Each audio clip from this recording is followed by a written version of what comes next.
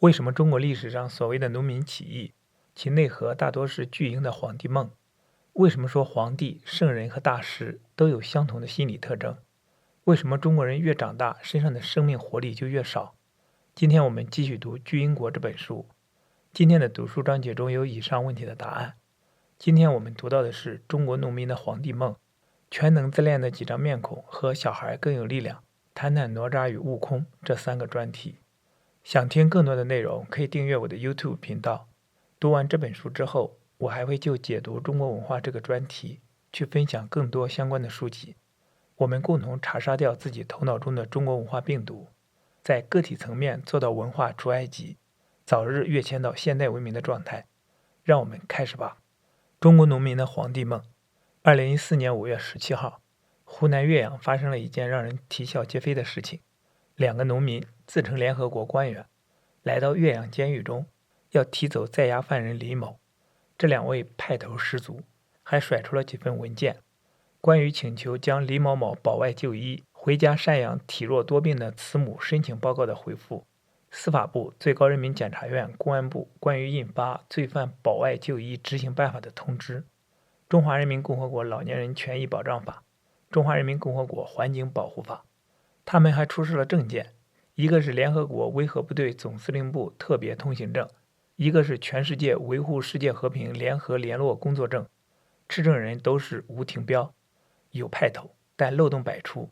如证件上的所在国家为全球，所在地球也是全球。联合国维和部队总司令部特别通行证上的住址是京城18号大院。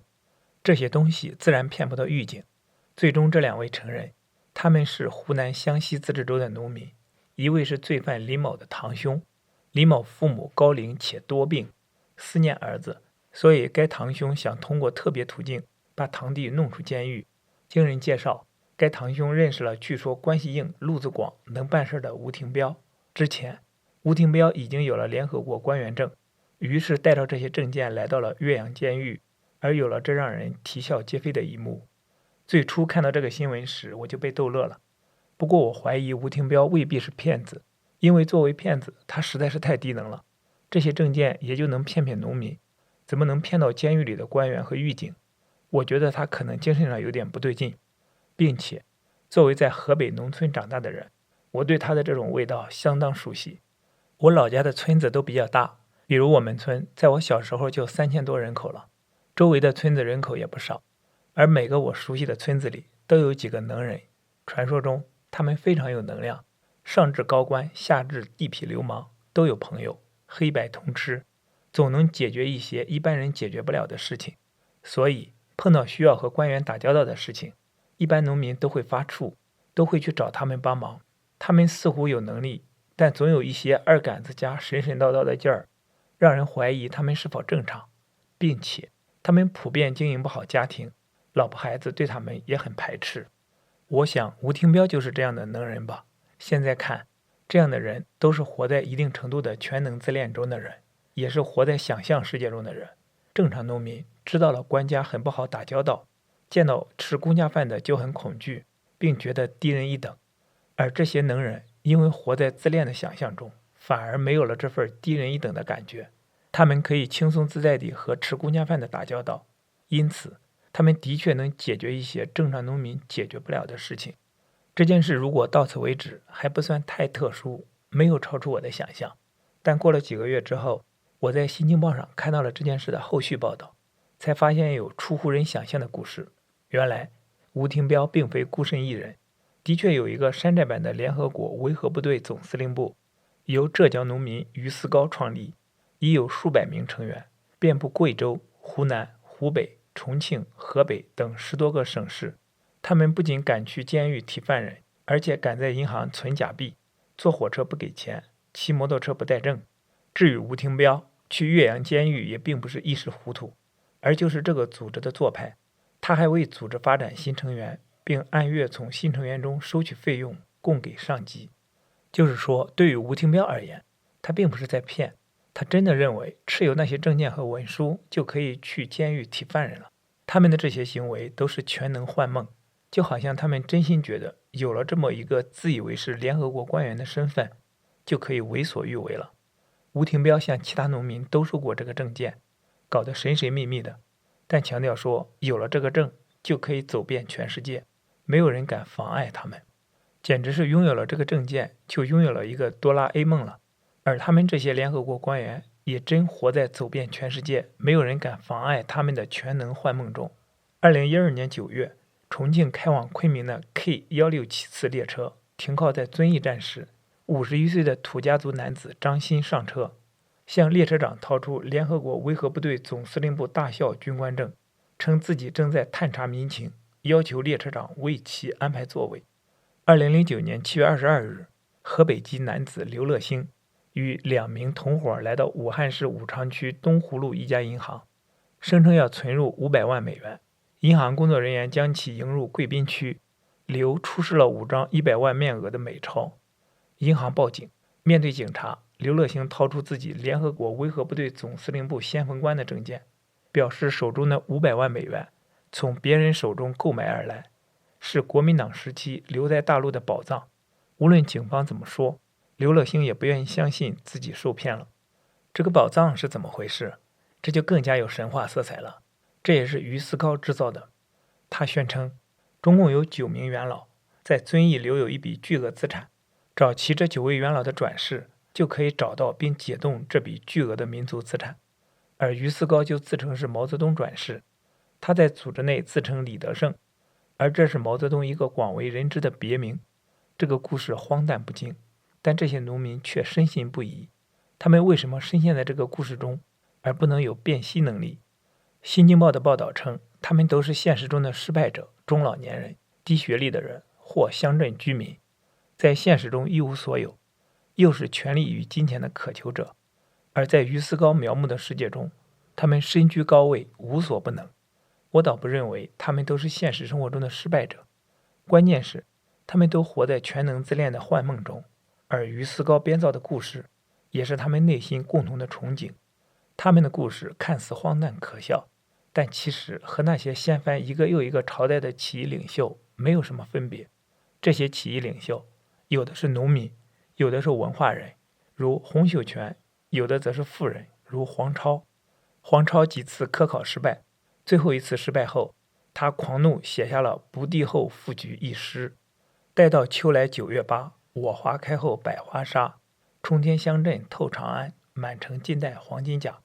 几年后，他果真带兵攻陷长安，并登基称帝。黄超的诗、洪秀全的幻觉、全能神教女基督杨向斌的神话和于思高的九龙珠传说，其实都是中国人内心中的皇帝梦。皇帝梦也是巨婴梦，看起来豪气冲天，大丈夫当如是，但其实都是婴儿生命最初的全能自恋的幻梦。当皇帝只是为了能构建一个势力范围，在这个势力范围内，我可以为所欲为，而其他人都得听我的，否则就去死。像于思高、吴廷彪的故事就像个笑话，而那些成功的故事则被传颂。至于太平天国因为起血雨腥风，就没有办法当成一个简单的笑话来看，但它影响再大，还是充满了荒诞的味道。1982年，四川巴中县农民张清安也弄了这样一个荒诞剧，他自创中原皇倾国，他是正皇帝，让同乡廖桂堂做副皇帝。作为一个有点文化的农民，张清安花了1周时间炮制了天律森历，作为中原皇倾国的纲纪，共4万字，用毛笔写成，分国令、国法、国政、国史、信财、3承9品和新御案等7个部分。接着2位皇帝封官授爵，还给了包括张清安在内的18人玉印，并封蒋介石为威国王。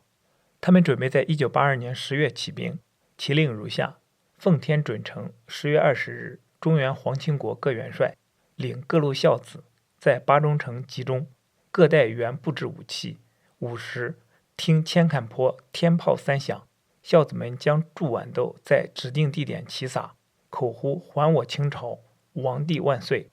撒完后，整队到巴中川剧团集中，听候命令。这段话十足搞笑。但到了20号，因作为行动发起信号的3声炮响一直没有发出，计划最终取消。12月，巴中县公安局彻底破获此案，最终判张清安无期徒刑，判廖桂堂20年有期徒刑，但他们都获得减刑，提前被释放。出狱后，张清安挺清醒，说如今大伙儿都过着好日子，再也不会有人想当皇帝了，再也没有人拥护别人当皇帝了。但是张清安的妻子却疯了，她一直觉得自己是皇后。巴中县还发生过另一起农民起义。1985年，四川广安县农民曾应龙也自称皇帝，还占领了县城，并将县人民医院的护士们册立为妃子，但迅速被灭掉。这些故事乍一看比鱼丝糕的联合国还要荒诞，但你不得不思考的是，他们如何得到了当地农民的支持，而且有乡民自愿将女儿嫁给他们做嫔妃。在我看来，主因绝非理性，也绝非现实生活让他们不满，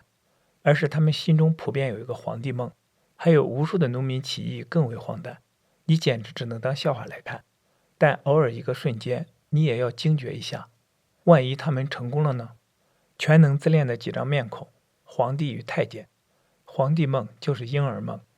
婴儿希望自己的妈妈是纯服务性的，没有自我。皇帝也一样，由此催生了太监文化。婴儿和巨婴都有全能自恋的原始渴望。我发出一条指令，而某个人怀物精准执行。当这一渴望实现时，我的指令，也就是我的意志被验证了。这一刻，我就有了在这个世界上存在着的感觉。我的内部意志在外部世界得以显化，看得见的意志给了我们存在感。也可以说，当我的声音叩开了你的门，我就存在了。在这一个原始渴望上的集体滞留，可以解释很多文化现象。比如太监，为什么有真知灼见的忠臣在中国历史上似乎总斗不过只会阿谀奉承的太监们？因为太监们似乎甘愿做皇帝指令的绝对执行者，大多数君王是巨婴，他们需要的永远是太监。圣人，太监阉割了性的需要，圣人则阉割了普通的需要，最终他们都寻求一个共同的需要，权力。邪教与传销，全能自恋、无助和被迫害妄想是婴儿的3种心理，这在邪教、精神传销和物质传销中都可以看到。告诉你末日即将来临，摧毁你的自我判断，限制你人身自由，是制造无助。有一个全能神，或者一位导师，或者宣扬轻易可以赚大钱，是唤起你对全能感的迷恋，对外部世界又唤起你的被迫害妄想。气功大师，气功大师们神奇的代功报告，是无助婴儿与全能巨婴互动的经典。大师们自觉全能，听众们也将大师奉为神。听众们的一些渴望，是因为得不到妈妈神一般的照顾而压抑的。他在面对全能神时可以再次流动起来。结果，美妙的互动发生了，一些人真的得到了神奇的治疗。当然，更多是因为暗示而产生的幻梦。小孩更有力量，谈谈哪吒与悟空，将孩子本来可以无比丰盛的生命，压缩到只有学习这么一件简单的事情上，而且还是僵硬的应试教育体系上，是家长对孩子掌控欲的一个经典表现。你的生命如果展开的太广阔，控制欲强的父母就有失控感；如果只集中在学习上，就好掌控多了。所以这种逻辑太常见了，你什么都不用管，好好学习就行。活力是可怕的，这句话是我们民族的集体无意识，所以我们用各种方式打压活力，具体就是你不能自由动弹，你的动弹都得在我的掌控中。孙悟空怎么都跳不出如来佛的手掌心，表达的就是这个，而且要用大山压他500年，再加一道紧箍咒，才能把他驯服。应试教育就是大山加紧箍咒。汉语挺有意思，掌控这个词熟悉了这么多年，突然才有了一个具体的联想，说的不就是孙悟空逃不出如来佛的五指山吗？中国父母大多对孩子构成了这种压制，你有全能自恋性的本我，我对你就是绝对禁止性的超我，孝道社会也和我一起来镇止你。唐僧肉也是一个深刻的中国式隐喻，唐僧彻底没有恶意，也就是他摒弃了性欲与攻击欲，弗洛伊德所说的人类的2大驱动力，但因为灭掉了攻击欲，他就成了一个没有自我保护能力的圣僧，妖怪们都要吃他的肉，灭掉了他就可以长生不老。这个寓意是唐僧代表着生的能量，而妖怪们都怕死，吃了唐僧，杀死了唐僧，他们从此就可以从死亡焦虑中摆脱出来，而有了生存的安全感。看《西游记》时，我一直纳闷儿，吃口唐僧肉就可以长生不老，那干嘛非得把唐僧整个都煮了？吃他一口肉不就得了？现在明白，必须得把唐僧杀了，这样就能把我会死掉的焦虑转嫁到唐僧身上。我可以杀死你，借此我将长生不老。中国人容易将母亲理想化，到处都在讴歌母亲。很多感人的寻母故事，如小蝌蚪找妈妈，世上只有妈妈好，妈妈再爱我一次。孝道的核心也是孝母，但中国母爱的质量普遍比较差，所以我们期待一个绝对理想化的乳房，也就是唐僧肉，来拯救自己，吃了就可以免除死亡焦虑。精神分析认为，1岁前的婴儿和妈妈的关系是剥削性的，是全能自恋的婴儿想肆无忌惮地剥削妈妈，而妈妈还得无条件满足他，哪怕被他吃掉。非常讽刺的是，社会层面，我们重男轻女，但理想的中国男人是被要求彻底无欲无求的。他们既像是唐僧肉，也像是太监。唐僧、许仙一样的男人，即便现在都受欢迎。当然，最好能进化成电视剧《花千骨》中霍建华饰演的白子画，无欲无求，还武功第一。其实，这种绝对无害、只会哺育的男性，也是完美的乳房，要来给婴儿般的女人喂奶。虽说是共生关系，你就是我，我就是你，但在婴儿的感知世界里，8号施令有需求的那个是自己，而对方没有需求，还愿意努力地争取一切资源来喂养他。中国式择偶标准中，理想男性的标准是责任心和上进心。通俗点说，其实就是喂我和养我。因为国人大多是巨婴，所以会在许多关系中寻求将有滋养的一方变成如唐僧肉一样的妈妈，任自己随意啃食，而对方不反抗，不表达不满。最常见的就是啃老，伴侣中也常见这种关系，一方肆无忌惮地做婴儿，随意支配对方，剥削对方，简直要将对方的一切剥夺为己有，且根本不考虑对方的疾苦，似乎对方是一个可以无限满足自己的完美乳房。例如，一个美女和男朋友去香港玩，过去男友买单背包，还会全程逗她笑，但这一次没有，回来她就想和他分手，觉得对方不爱自己了。但事实是，男友这次患了重感冒，能一直陪她就已经非常难得了。作为咨询师，常有来访者希望能在生活中也和我做朋友，这意思就是希望滋养性的咨询关系也能从咨询室延伸到生活中，而这就是对我的剥削了。更常见到的是，有人会纳闷儿，你们咨询师也会收费？咨询不就是帮助别人吗？在中国式的司法处理中，我也总感觉到这种味道，像摔倒的老人讹诈扶助者的事情。有时司法机构的处理方式会给我这种感觉，反正你多肉又善良，被一个虚弱的老人咬一口又不是事儿。还有神话传说中，许仙白娘子、董永七仙女、田螺姑娘、海螺姑娘，中国的仙女与凡人的姻缘故事中，都是完美的妈妈从天而降，而许仙、董永等等都是缺乏力量的男性。唐僧没有丝毫的敌意，也就没有丝毫的反抗力。手无缚鸡之力的书生，则是弱化版的唐僧。在其他文化中，这会成为被严重鄙视的男性，但在我们的文化中，竟然成了一种美好。不过，如果乳房真被毁掉了，婴儿也没有什么好吃的了，所以还需要一个能保护妈妈乳房的形象。在一定意义上看，孙悟空就是唐僧的保护神，也是从唐僧身上分裂出去的强大的攻击力。他嫉恶如仇，毫不留情面，见到任何妖怪都要打死。但是大妖怪们也有自己的保护神，所以真被悟空灭掉的大妖怪没有几个，他灭掉的多数还是无爹无娘的小妖精们。哪吒和孙悟空是中国文化中广为人知的因素，国外的朋友说西方人也熟知这两个形象。哪吒与李靖，孙悟空与佛陀，直接构成了这样一对矛盾。为所欲为的孩童实际上是以婴儿形象出现的本我，和绝对禁止性的父亲，也就是超我。父亲就是来禁止孩童的全能自恋的，孝道社会也和父亲一起来做这件事。大多数中国人的能量被镇压了，孙悟空和哪吒之所以留住了神奇的能力，是因为他们有特别之处，孙悟空是石头里生的，无父无母，所以无牵挂。哪吒则是剔骨还肉，从此与父母断了恩情。中国式的恩情是压住我们活力的一个重要因素。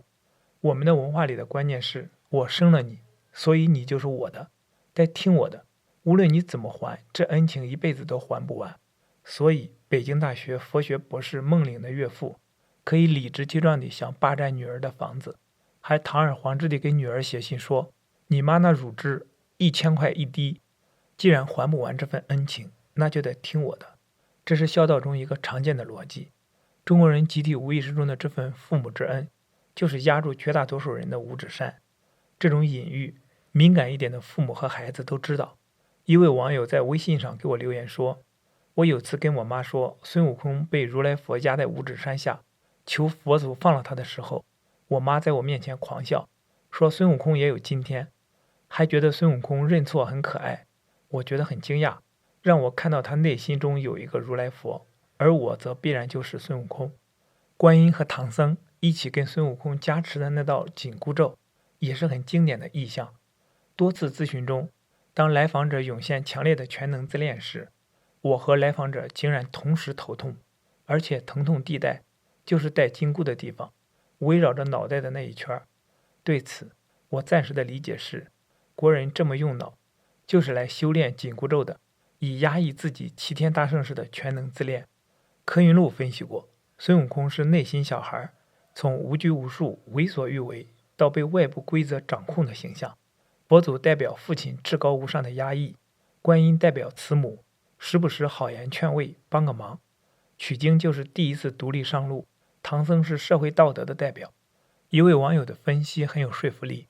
孙悟空是自我的极度膨胀，如来是无我的无限包容。孙悟空也必须要经历膨胀，必须要带上紧箍，走过实实在在的81难，才能从那个在自己的地盘里不知天高地厚的美猴王变成悟空。